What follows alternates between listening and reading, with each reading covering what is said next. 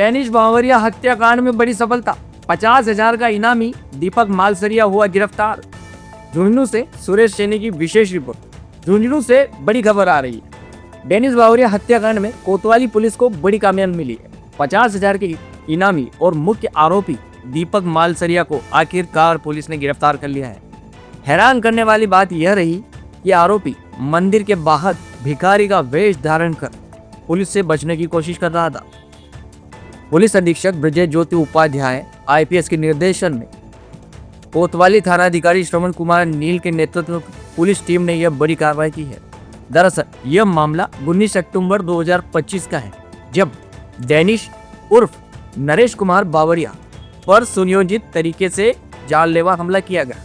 पटाखों और 3 लाख रुपए से भरी स्कॉर्पियो गाड़ी को चूरू बाईपास ठेके के पास 3 कैंपर गाड़ियों ने घेर कर टक्कर मारी। इसके बाद डेनिश को गाड़ी से खींचकर नीचे पटका गया, लोहे के पाइप और सरियों से बेरहमी से पीटा गया और फिर अपहरण कर रसोड़ा गांव के जोहड़ में अधमरा हालत में फेंक दिया गया। इस हमले से डेनिश गंभीर रूप से घायल हुआ था। पहले झुंझुनू फिर जयपुर के एसएमएस अस्पताल में इलाज चला। पुलिस ने इस मामले में बीएनएस की गंभीर धाराओं और SC/ST एक्ट के तहत केस दर्ज किया। जांच के दौरान सीसीटीवी फुटेज खंगाले गए, मुखबिर तंत्र सक्रिय किया गया और फरार आरोपियों की तलाश में कई टीमें गठित की गई। तकनीकी और खुफिया सूचना से सामने आया कि आरोपी दीपक मालसरिया के पास फरारी के लिए पैसे नहीं बचे थे। यही वजह रही कि वह मंदिरों के बाहर फटे पुराने कपड़े पहनकर आधा सिर मुंडवाकर भिखारी का रूप धारण कर रहा था। पुलिस को गुप्त सूचना मिली कि आरोपी जयपुर के खोले के हनुमान जी मंदिर के सामने भीख मांगकर गुजारा कर रहा है। 2 दिन तक रेकी के बाद पुलिस ने आरोपियों की पहचान की और मौके से उसे दबोच लिया। फिलहाल आरोपी से गहन पूछताछ जारी है और अन्य फरार आरोपियों की तलाश तेज कर दी गई है। झुंझुनू पुलिस की इस कार्रवाई से एक बार फिर साफ हो गया है कि कानून से बचने की कोई भी चाल आखिरकार नाकाम ही होगी।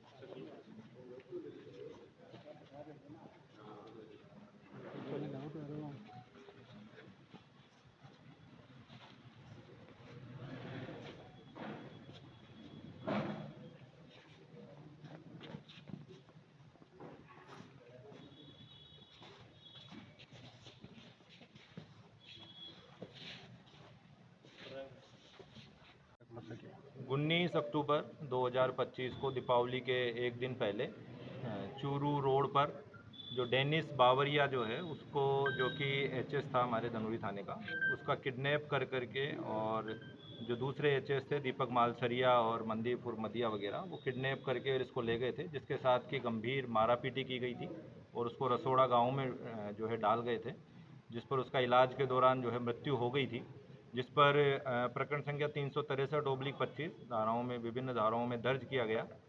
पुलिस ने बड़ी ही मुस्तैदी से हमारे श्रीमान एसपी साहब जो ब्रजेश ज्योति जी, उनके निर्देशन में, और सीओ सिटी गोपाल जी और एसएचओ श्रवण कुमार जी ने अब इस प्रकरण में 14वां जो मुलजिम है वो हमने दस्तयाब किया है। इससे पूर्व 13 जो बड़े अपराधी थे वो हमने सब गिरफ्तार कर लिए हैं।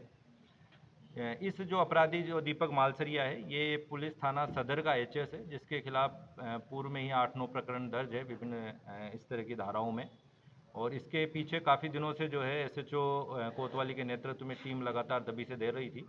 हमारा जो कांस्टेबल है प्रवीण कांस्टेबल, जिसको कि इसमें मुखबिर से सूचना मिली थी कि इस तरह का एक व्यक्ति जो है वहाँ जयपुर में खोले के हनुमान जी के बाहर कहीं भीख मांगता हुआ जो है अपना हुलिया जो है भिखारी का बना करके और भीख मांगता हुआ देखा गया है, जिस पर कि टीम को यहाँ से भेजा गया। 2 दिन इन्होंने वहीं रह करके रेकी करी, जिस पर कि वो मुलजिम वहाँ पे दस्तयाब हुआ, जिसको गिरफ्तार करके लेके आए हैं। अभी भी इस प्रकरण में 2 मुख्य जो नामजद आरोपी है, जिसमें कि मदिया जो है वो 50,000 का इनामी है और सुरेंद्र जो 10,000 का इनामी है, ये अभी भी वांछित है। इसके अलावा शेष अन्य जो है, जिनमें कि आगे से अगर मान लो कोई ऐसी अनुसंधान से हमारे आते हैं तो उन मुलजमानों की भी शीघ्र जो है गिरफ्तारी की जाएगी। हमारी टीम लगातार एसपी साहब के निर्देशन में जो है दबी से दे रही है और नए जो भी सूचनाएं हैं उनका कलेक्शन करके और इस तरह का अपराधियों के पीछे लगातार कार्रवाई कर रही है। सर इसका फरारी कहाँ पार्टी है?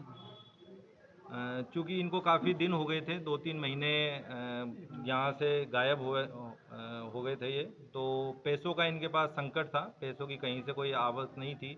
और चूँकि हम अब जो इनके साथी वगैरह होते हैं, इनको भी जो नई बीएनएस में धारा आई है 111, उसमें इनमें जो भी किसी भी तरह का अगर किसी अपराधी को सहयोग करता है या उसकी गैंग का सदस्य होता है, उनके विरुद्ध भी कार्रवाई कर रहे हैं। ऐसे में कोई भी इनका सहयोग नहीं कर रहा था, तो इन्होंने ज़्यादातर वक्त जो है, हमें अभी तक पूछताछ में यही आया कि इन्होंने भीख मांग के और जो है इसी तरह से मंदिरों में और धार्मिक स्थलों के आगे जो है भीख मांग करके और अपना पैसा इकट्ठा कर रहे थे और उससे गुजारा कर रहे थे। सर मनदीप को लेकर क्या प्लानिंग है, कब तक आएगा, क्या कोशिशें चल रही हैं? हमारी टीमें लगातार काम कर रही है। मनदीप भी बहुत दिनों तक बाहर नहीं रह पाएगा, उसको जल्द ही जो है टीमें लगातार, हमारी साइबर टीम और जो ह्यूमन इंटेलिजेंस है उस पर लगातार काम किया जा रहा है और जल्दी उसको भी गिरफ्तार करेंगे।